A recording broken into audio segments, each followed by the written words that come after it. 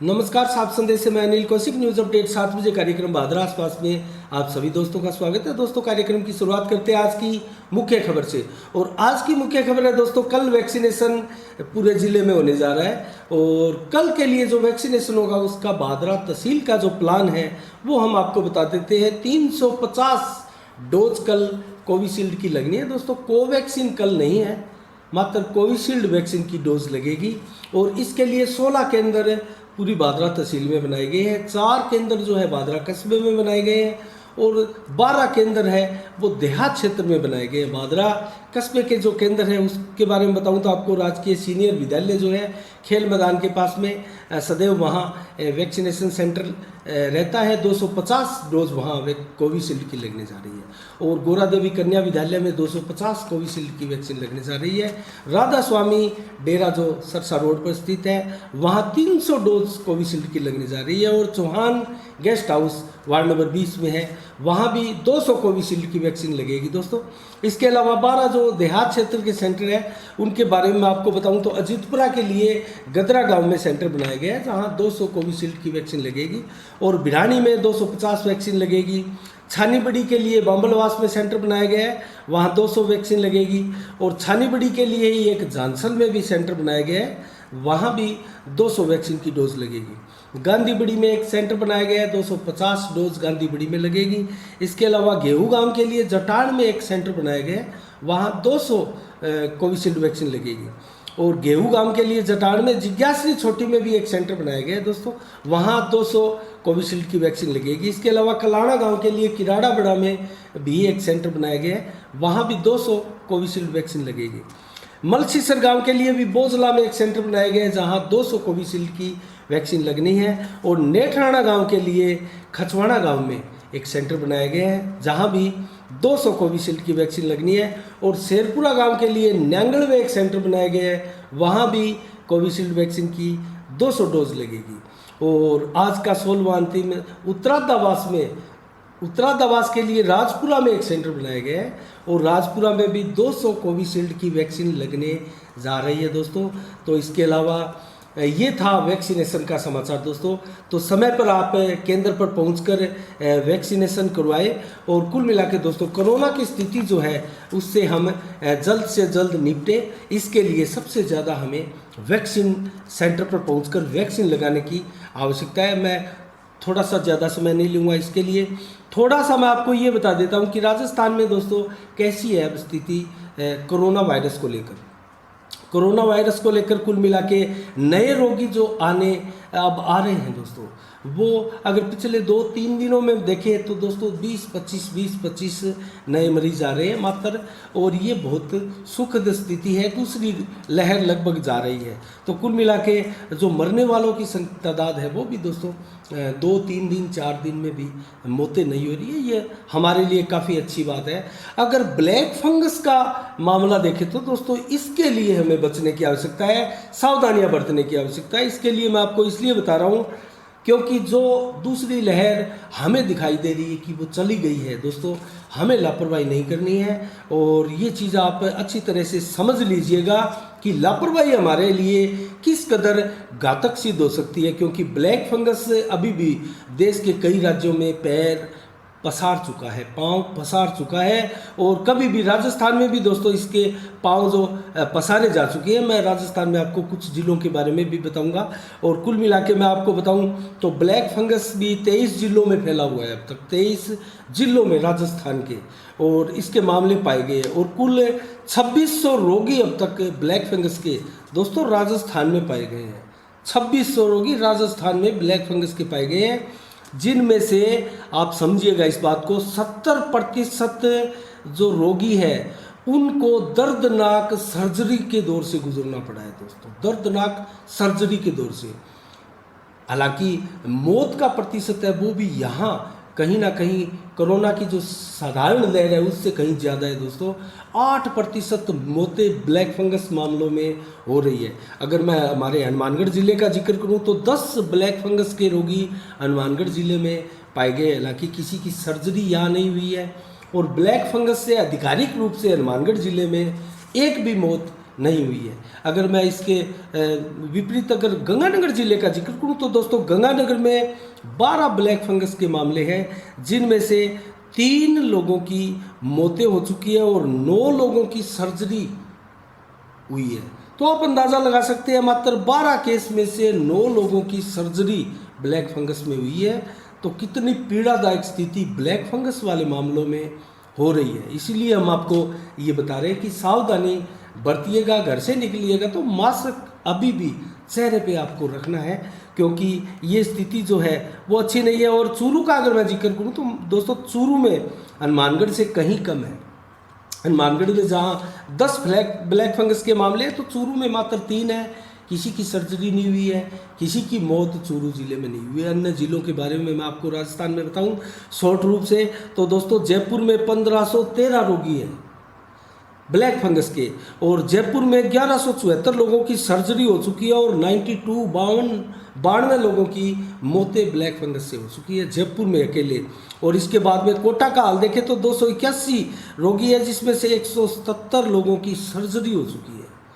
इसको समझिएगा आप इस बात को। और 37 लोगों की मौत कोटा में हुई है। उदयपुर में भी 281 मामले ब्लैक फंगस के हैं, जबकि 263 लोगों की वहाँ सर्जरी हुई है। सर्जरी का अनुपात देखिए आप कितना ज़्यादा है, 25 लोगों की मौत हुई है उदयपुर में। और बीकानेर में भी 152 रोगी है, जिसमें से 106 लोगों की सर्जरी हुई है दोस्तों, और 27 लोगों की बीकानेर में ब्लैक फंगस से मौत हुई है। इसके अलावा जोधपुर में 91 मामले हैं, 73 लोगों की सर्जरी हुई है, 16 लोगों की मौत हुई है। अजमेर में 66 मामले कुल रोगियों के हैं, 60 लोगों की सर्जरी हो चुकी है। ठीक है, मौत किसी की नहीं हुई। भीलवाड़ा में 44 लोग रोगी है, 23 लोगों की सर्जरी हुई है, 3 की मौत हुई है। जबकि चित्तौड़गढ़ में दोस्तों 31 रोगी है और सर्जरी किसी की नहीं हुई है, लेकिन ब्लैक फंगस से 2 लोगों की मौतें हुई है। तो ये हाल है हमारे राजस्थान के जिलों का। ठीक है, हनुमानगढ़ में अभी मौतें नहीं हुई है, सर्जरी किसी की नहीं हुई है, लेकिन दोस्तों ब्लैक फंगस जो मामले हैं वो बहुत तेज़ी के साथ फैल रहे हैं और हमारे जिले तक भी आ पहुँचे हैं। तो हमें सावधानी की आवश्यकता है। तो कुल मिला के इसके अलावा आसपास खबरों का जिक्र करें तो दोस्तों विप्र समाज की महिला पर जिस प्रकार से टिप्पणी की गई थी, उसको लेकर मामला जो है काफ़ी तूल पकड़ता जा रहा था पिछले 2 दिनों से। और थाने में एक प्रकार से परिवाद दायर करने के लिए भी जो है प्रार्थना पत्र स्वर्ण का जो ब्राह्मण समाज के लोग हैं उनके द्वारा, विप्र समाज के लोगों द्वारा दिया गया था। और सबसे बड़ी बात दोस्तों ये है कि इस मामले में विप्र समाज को अनेक वर्गों ने समर्थन दिया, जिसमें दोस्तों बहुत से संगठन हैं, बनिया वर्ग, दलित वर्गों ने, सभी वर्गों ने लगभग इस मामले की कड़ी शब्दों में निंदा की है। और जिन्होंने इस प्रकार की फेसबुक पर टिप्पणी की थी उनके विरुद्ध कड़ी कार्रवाई की उन्होंने मांग भी की थी। लेकिन जिस प्रकार से दोस्तों ब्राह्मण समाज को सदैव उदारता के लिए जाना जाता है, यहाँ भी विप्र समाज की बैठक हुई थी और उस बैठक में सभी पहलुओं पर विचार विमर्श भी किया गया और सख्त कार्रवाई की आगे मंशा भी एक प्रकार से बैठक में जाहिर कर दी गई थी। और समाज के लोग थाना भी जा पहुँचे थे, परिवाद भी दायर एक प्रकार से एप्लीकेशन दी गई थी। उसके बाद में दोस्तों पीड़ित जो मैं कहूँ जो जिस युवक ने टिप्पणी की थी, माफ़ कीजिएगा, पीड़ित तो वो नहीं है, पीड़ित तो ब्राह्मण समाज है यहाँ, लेकिन जिस युवक ने, भारत चौधरी नाम के युवक ने, न्यांगल गांव का था दोस्तों, रिटायर्ड सूबेदार पद से ये रिटायर्ड हुए थे, तो उन्होंने जिस प्रकार की टिप्पणी ये फेसबुक पर की थी दोस्तों, ये टिप्पणी हम आपको यहाँ नहीं बता सकते। बहुत ही आपत्तिजनक और शर्मनाक टिप्पणी, अश्लील टिप्पणी ये इनके द्वारा की गई थी, जिसकी सभी लोगों ने कड़े शब्दों में सोशल मीडिया पर भी निंदा की है। और वैसे भी विप्र समाज के लोगों को समर्थन देने वाले लोगों ने भी इसकी कड़े शब्दों में निंदा करते हुए कड़ी कार्रवाई की मांग भी की थी। तो इसके बाद दोस्तों आज एक घटनाक्रम हुआ और पुलिस थाना कर्मचारियों द्वारा, अधिकारियों द्वारा जो है उस व्यक्ति को बुलाया गया, उसके पूरे परिवार सहित वो व्यक्ति जो है वो थाने में पेश हुए थे। और आज एक प्रकार से उन पर कड़ी कार्रवाई की मंशा भी थी, लेकिन जिस प्रकार से उनके परिजनों ने दोस्तों माफ़ी मांगी और उनके एक प्रकार से मानसिक रूप से जो है त्रस्त होने से, ग्रस्त होने से संबंधित बातें हमें बताई और सभी विप्र समाज के लोगों को बताई। तो दोस्तों उसके दौरान जो है विप्र समाज के लोगों ने उदारता दिखाते हुए, उनके परिवार की बातें सुनते हुए और दोस्तों बहुत बड़ा दिल दिखाते हुए एक प्रकार से उनको माफ़ करने की बात ज़रूर कही और माफ़ कर देने में कोई हर्जा नहीं है, ऐसी बातें विप्र समाज द्वारा कही गई। लेकिन इसके साथ ही ये कम से कम वादा करें और पुलिस विभाग के सामने कम से कम इस प्रकार की प्रताड़ना एक जो उसको पनिशमेंट है दोस्तों वो मिलना ज़रूरी था कि सोशल मीडिया में कम से कम सार्वजनिक रूप से वो व्यक्ति माफ़ी मांगे। और उन्होंने हमारे साथ संदेश चैनल के ऊपर भी इस प्रकार की माफ़ीनामा दिया और दोस्तों लिखित में भी माफ़ीनामा जो है भारत चौधरी परिवार द्वारा और इनके द्वारा लिखित में एक माफ़ीनामा थाने में दिया गया। तो कुल मिला के इसके बाद में विप्र समाज के लोगों ने जो है उसको माफ़ कर दिया और आइंदा से दोबारा से किसी भी समाज की महिला क्या किसी भी लोगों पर इस प्रकार से सोशल मीडिया प्लेटफार्म पर अभद्र टिप्पणी, आपत्तिजनक टिप्पणी, किसी प्रकार की अश्लील टिप्पणी ना की जाए, इसके लिए उनसे संकल्प लिया गया। और उसके बाद में दोस्तों ये कुल मिला के इस मामले को छोड़ दिया गया, रफा दफा कर दिया गया। तो ये मामला आज का ताज़ा घटनाक्रम है दोस्तों।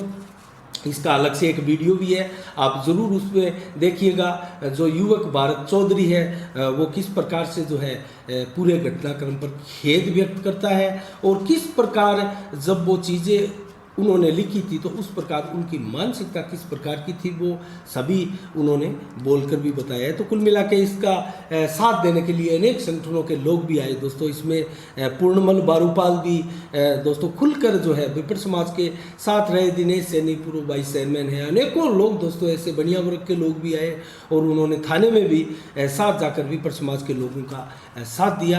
तो कुल मिला के ये मामला इस प्रकार से दोस्तों आज निपटा। तो इसके अलावा दोस्तों आसपास की खबरों के बारे में मैं चर्चा करूं तो खेल मैदान में दोस्तों बादरा के खेल मैदान में लगातार इसको ग्रासिंग करके जो बलवंत सैनी है वाइस चेयरमैन नगर पालिका के, उनके द्वारा ग्राउंड में जो है ऐसे कार्य किए जा रहे हैं, मजदूर भी लगातार लगाए जा रहे हैं और अनावश्यक घास को भी वहाँ से उखाड़ा जा रहा है और इसके बाद में जो है मिट्टी के गड्ढे हैं वो भी भरने का कार्य चल रहा है। और दोस्तों ट्रैक का निर्माण किया जा रहा है इस वक्त खेल मैदान में। जो हमारे एथलेटिक्स है क्षेत्र के वो कम से कम अपनी जो आर्मी की तैयारियां हैं और किसी प्रकार की एथलेटिक्स खेलों की तैयारियां हैं उन तैयारियों को वो जारी रख सके और आगे लंबे समय तक जो है तैयारियां नेट पर प्रैक्टिस कर सके, उसके लिए एक प्रकार का नेट वहाँ तैयार किया जा रहा है, ट्रैक वहाँ तैयार किया जा रहा है।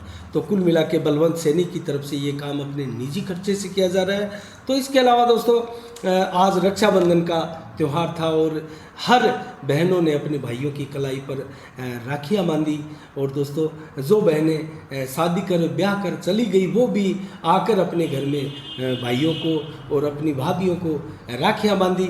तो कुल मिला के दोस्तों ये प्रेम का एक त्यौहार बहुत ही शानदार तरीके से और धूमधाम तरीके के साथ मनाया गया और बाज़ारों में आज राखियों की दुकानें दोस्तों किस प्रकार रंग बिरंगी राखियों से सजी हुई दिखाई दी और बड़ी संख्या में आज बाज़ारों में भीड़ भी दिखाई दी और महिलाओं की भीड़ विशेष तौर पर बाज़ार में आज ज़्यादा देखी गई। तो कुल मिला के दोस्तों ये आज त्यौहार जो है त्यौहार की खुशियाँ दिन भर हमें आज देखने को मिली।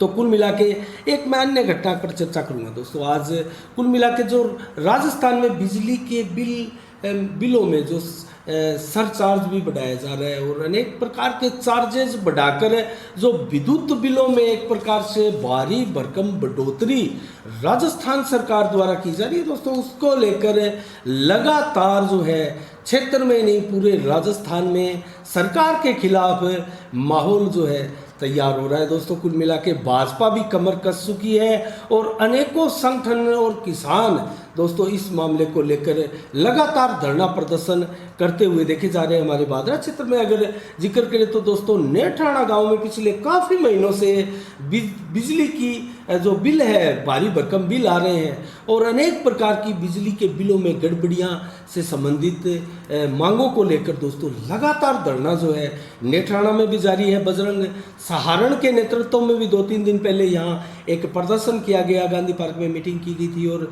एसडीएम महोदया को ज्ञापन दिया गया था और मांग की गई थी कि ये सभी प्रकार के जो चार्जेस लगाए हुए ये वापस ले और कोरोना काल के दौरान जो सरकार ने एक प्रकार से वादा किया था वो वादा पूरा करते हुए बिलों को माफ़ करे।